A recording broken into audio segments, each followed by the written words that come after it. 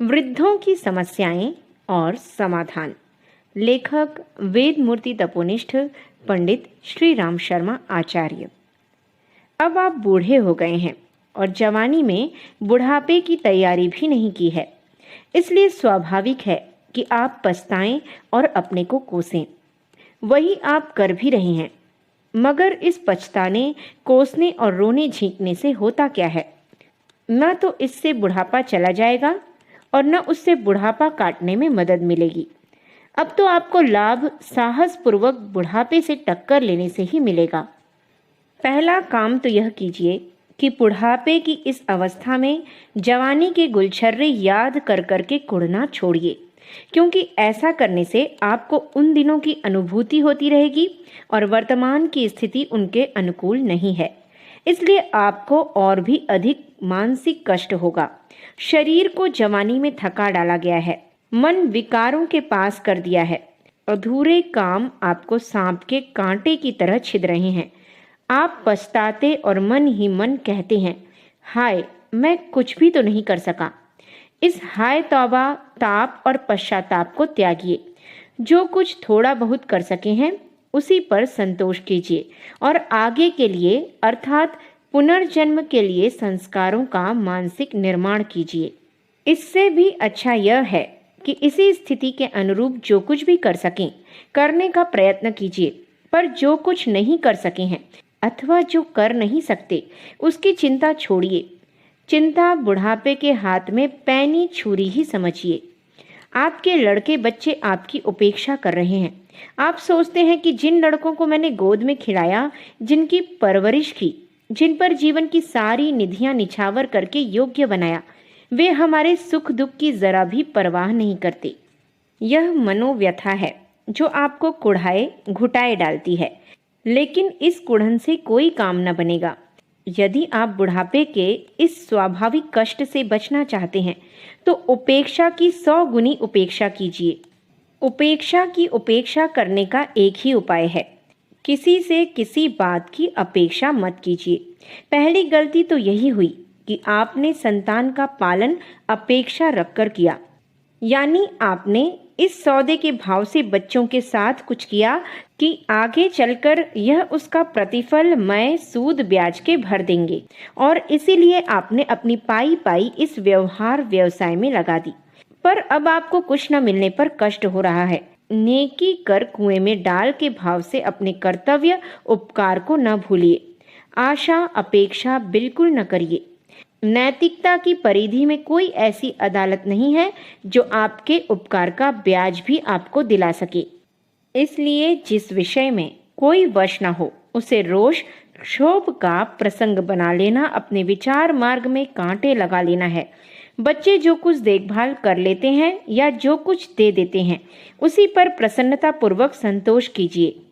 आपकी यह निरपेक्षता देखकर ऐसे कौन से बच्चे पत्थर के बने होंगे जो आपके उपकार को याद करके अपने कर्तव्य से सर्वथा विमुख रहें। उन्हें समझ आएगी और आपकी देखभाल करेंगे, क्योंकि उन्हें मालूम है कि वे भी बूढ़े होंगे और तब आपका उदाहरण उनके काम आएगा। ऐसा हो सकता है, किंतु आप अपनी ओर से न तो कोई आशा करें और न अपेक्षा। धैर्य, संतोष, तटस्थता तथा निरपेक्षता बुढ़ापे के बहुत बड़े सहायक हैं। इन्हें अपनाइए और हर्षपूर्वक आगे बढ़ते जाइए। शिकायत करने से कोई काम बनेगा नहीं। जवानी के भयंकर विष व्यसनों को तो ऐसे विदा कर दीजिए जैसे सर्प अपनी केंचुली छोड़कर बिल्कुल हल्का फुल्का अनुभव करता है। जिस प्रकार आपने उन्हें जवानी में बिना कुछ सोचे समझे तत्परता से लगा लिया था, उसी प्रकार उत्साहपूर्वक उन्हें छोड़ भी दीजिए। यदि अब भी आप व्यसनी बने हुए हैं तो घुल घुल कर मरेंगे, सो तो मरेंगे, समाज में अश्रद्धा के पात्र भी बनेंगे। जवानी में तो आप कमाते थे, व्यसनों का बोझ हानियों के साथ उठाते रहे, किंतु अब उसके लिए पैसा कहाँ से आएगा? क्या बच्चों का शोषण करेंगे? न तो आप इसके अधिकारी हैं और न आपको ऐसा करने दिया जाएगा। अपने व्यसनजन्य कष्ट की शिकायत यदि आप बच्चों के सिर थोपते हैं तो अन्याय करते हैं, जिसके लिए यदि आपकी और दूसरी सुविधाएं भी छीन ली जाएं तो भी अनुचित न कहा जाएगा। जिन व्यसनों ने आपको आज के लिए कुछ बचाने नहीं दिया, अब भी पराश्रित होकर उनकी उपासना करते रहना पाप ही है। इसलिए बुढ़ापे का आदर और बच्चों की सद्भावना के लिए व्यसन छोड़ देने की कृपा तो करनी चाहिए। व्यसनों का बोझ हट जाने से आप काफी हल्के हो जाएंगे, जिससे बच्चों पर तो बोझ नहीं बनेंगे, खुद भी अपने लिए भार स्वरूप न हो सकोगे। बूढ़ों की बुरी आदतें, जवानों की आलोचना करना यदि आप छोड़ सके तो समझिए कि बहुत से नौजवानों के दोस्त बन गए। इन सब सुधारों के साथ यदि आप अपने में कुछ गुणों का समावेश भी कर लें तो आपका बुढ़ापा सफल ही हो जाए, जैसे अध्ययनशीलता, भगवत भजन और प्रकृति से प्यार।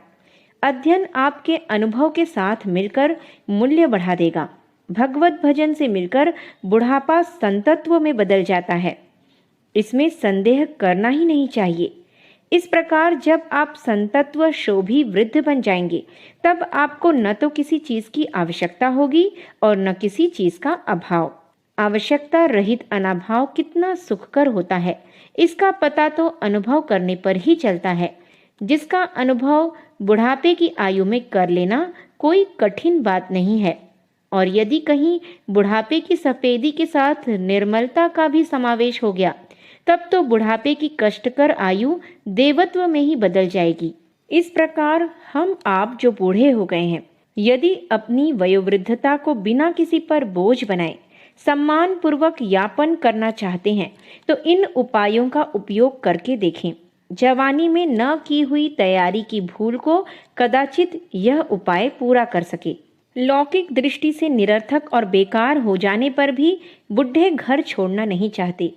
फलस्वरूप हर घर में संघर्ष की स्थिति बन रही है। मनुष्य अपने आप से तो ठगा ही जाता है, वह परिवार और समाज की परिस्थितियों को और भी नारकीय बना डालता है।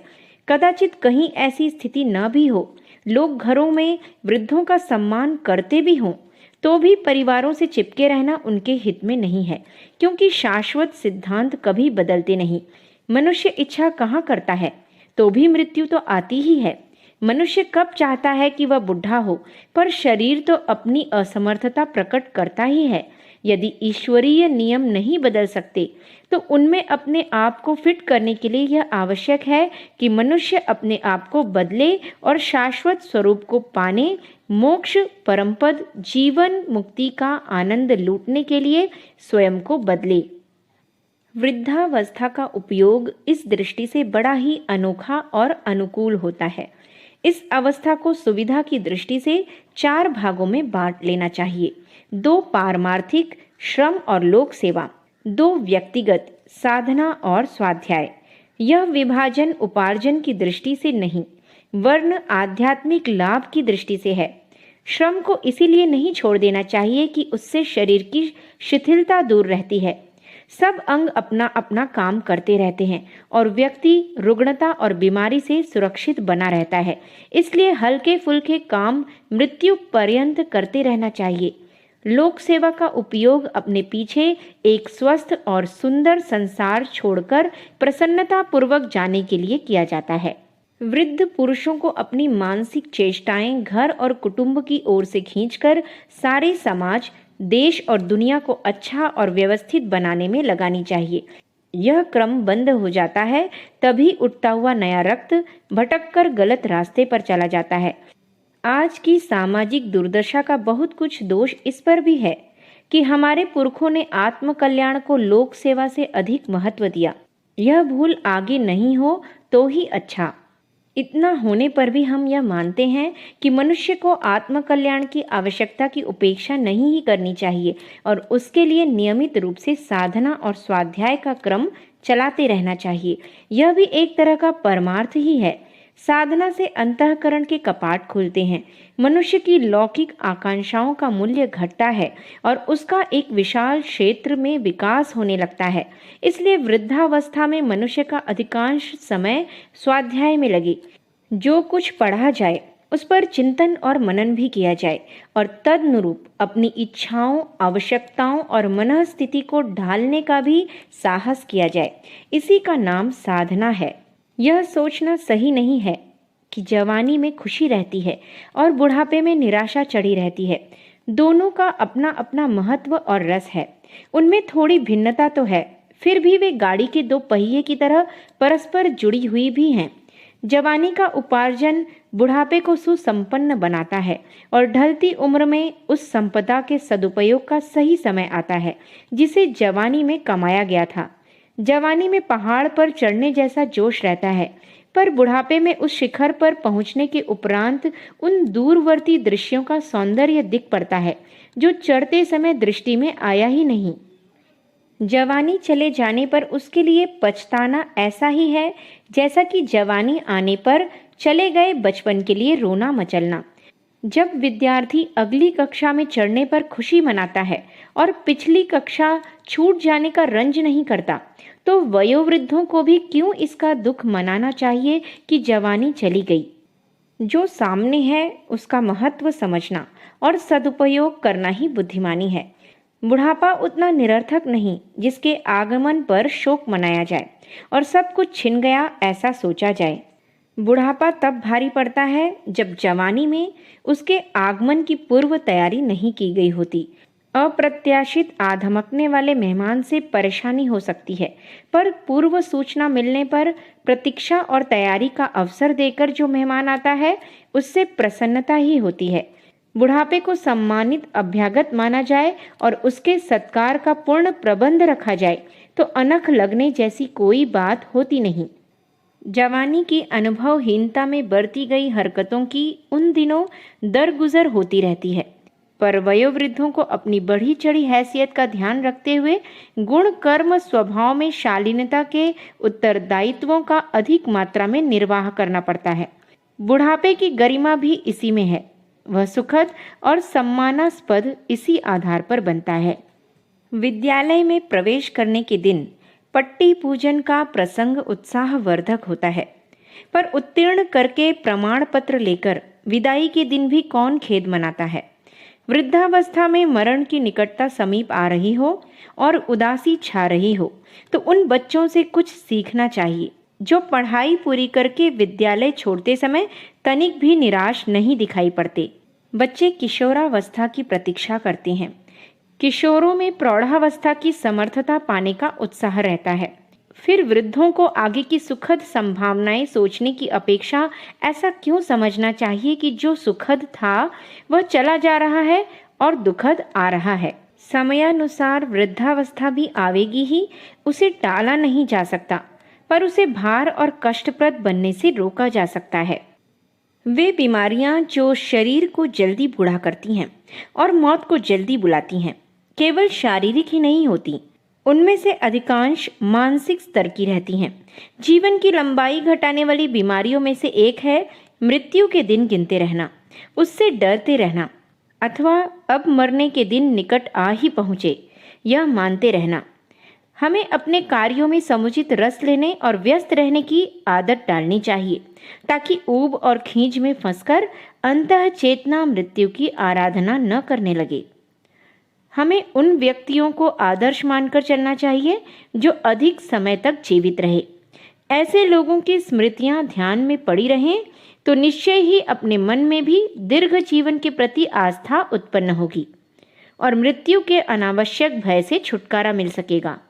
वृद्धावस्था जल्दी न आने पाए, इसके लिए युवावस्था से ही अथवा जब जागरूकता उत्पन्न हो जाए उसी दिन से ऐसे रहन सहन को अपनाना चाहिए जिसके आधार पर निरोग जीवन जिया जा सके। पहला, आहार का संतुलन। दूसरा, नियमित दिनचर्या। तीसरा, समुचित शारीरिक श्रम। चौथा, हंसी खुशी का हल्का फुल्का स्वभाव। और पांचवा, उच्च आदर्शों के प्रति प्रगाढ़ निष्ठा। इन 5 बातों को व्यावहारिक जीवन का अविच्छिन्न अंग बनाकर कोई अनपढ़ या अभावग्रस्त व्यक्ति भी दीर्घजीवी बन सकता है। इन मोटे सिद्धांतों को अपने स्वभाव का अंग बनाने में कुछ दिन अपने साथ कड़ाई बरतने की और सतत अभ्यास में जागरूकता बनाए रखने की आवश्यकता पड़ती है। पीछे तो वे ही बातें स्वभाव का अंग बन जाती हैं और आदतों के रूप में ढल जाती हैं, पर आरंभ में पिछली अस्त व्यस्त आदतों के बदलने और नई व्यवस्था में ढालने में अवश्य कठिनाई पड़ती है। इस कठिनाई से साहस पूर्वक निपट लिया जा सके तो समझना चाहिए कि दीर्घ जीवन की 3/4 मंजिल पार कर ली गई। बढ़ती हुई उम्र के साथ साथ कटु और मधुर स्मृतियों के इतिहास का विस्तार भी बढ़ता जाता है। इसमें से यदि वियोग, कष्ट, क्षति, अपमान, असफलता वाले पृष्ठ ही यदि पढ़े दोहराए जाते रहें तो जिंदगी बहुत बोझिल और असफलतापूर्ण प्रतीत होगी।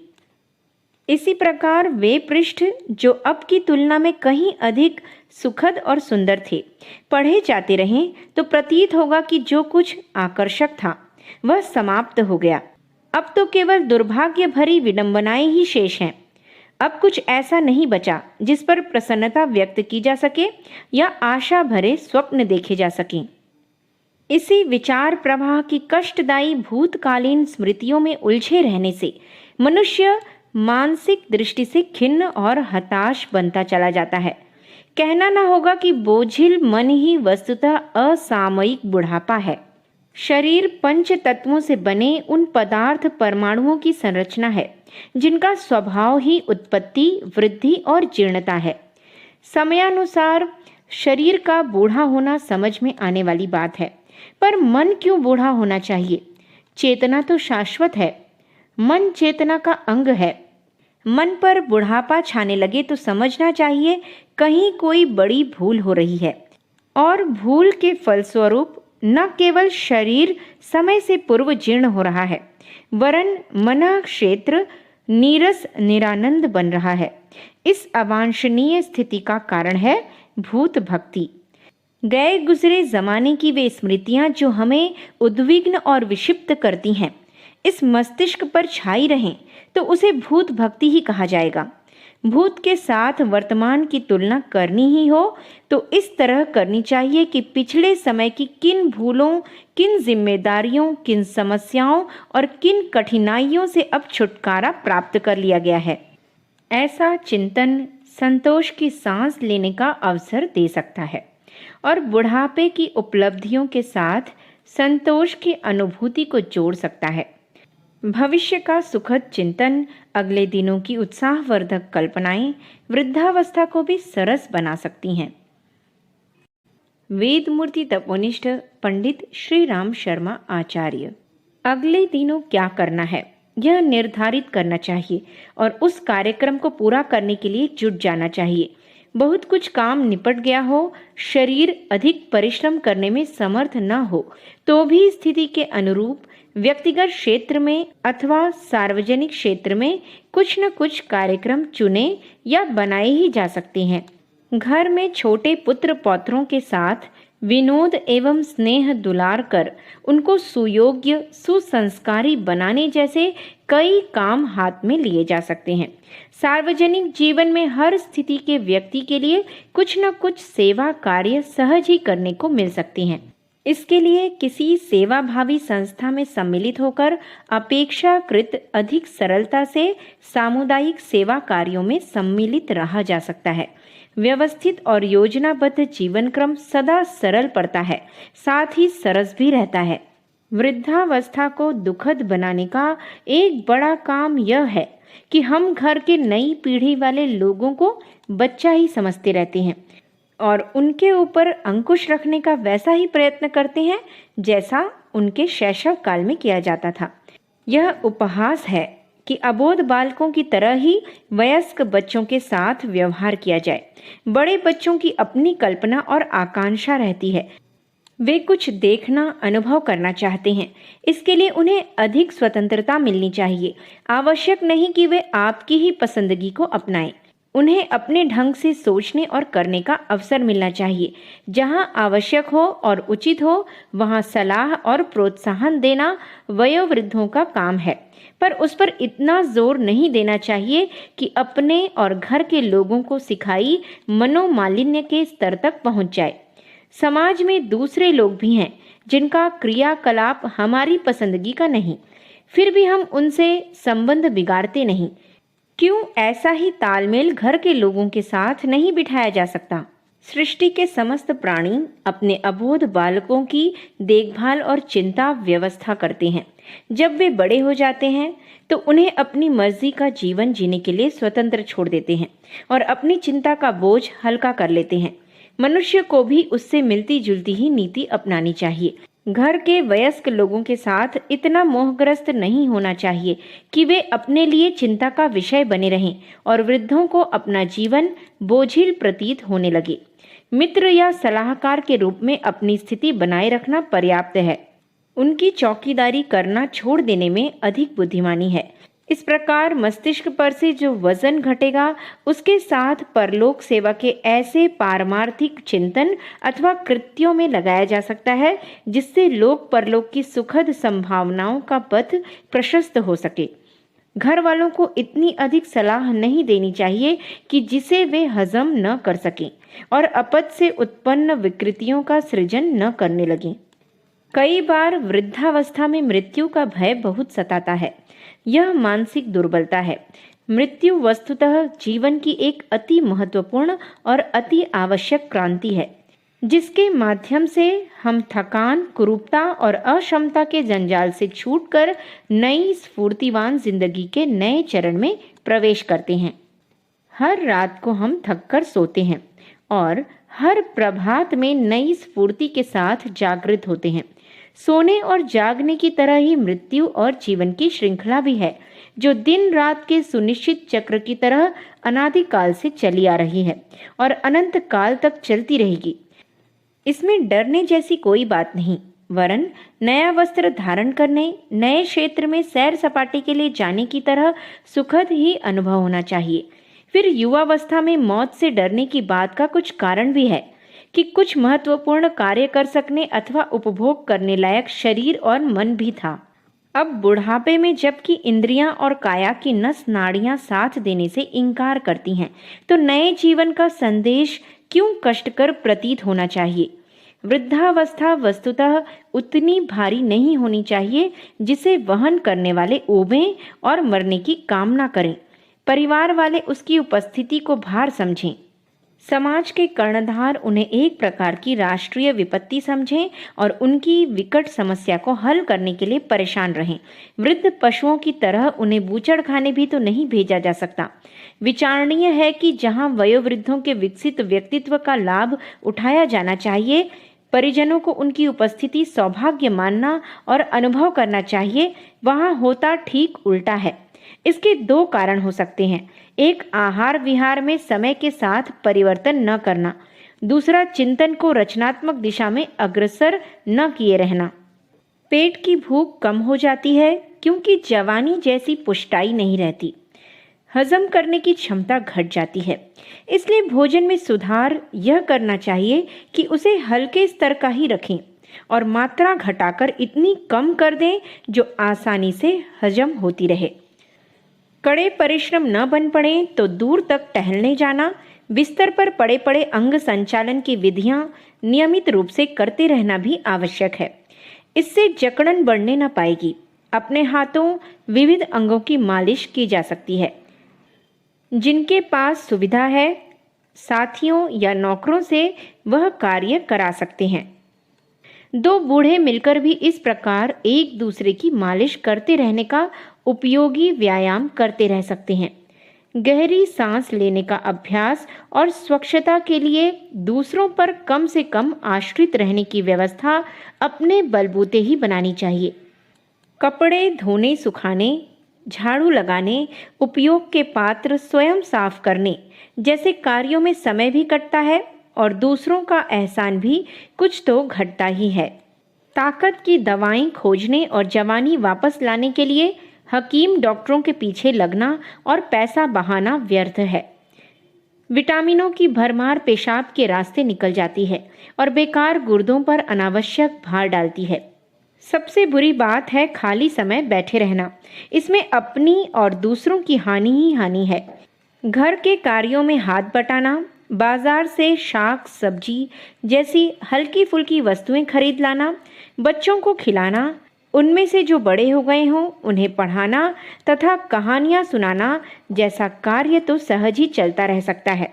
कुछ प्रेरणाप्रद कहानियां याद कर ली जाएं तो उनके द्वारा रात्रि को सारे घर का मनोरंजन किया जा सकता है। सार्वजनिक सेवा कार्यों के लिए यह सबसे उपयुक्त और सरल समय है। प्रौढ़ शिक्षा, पुस्तकालय जैसे कार्य इन दिनों सरलता पूर्वक किए जा सकते हैं। स्वास्थ्य शिक्षा की कक्षाएं चलाई जा सकती हैं। पौरोहित्य की जानकारी प्राप्त करके घरों में बच्चों के संस्कार परिवार विचार गोष्ठी के रूप में संपन्न किए जा सकते हैं।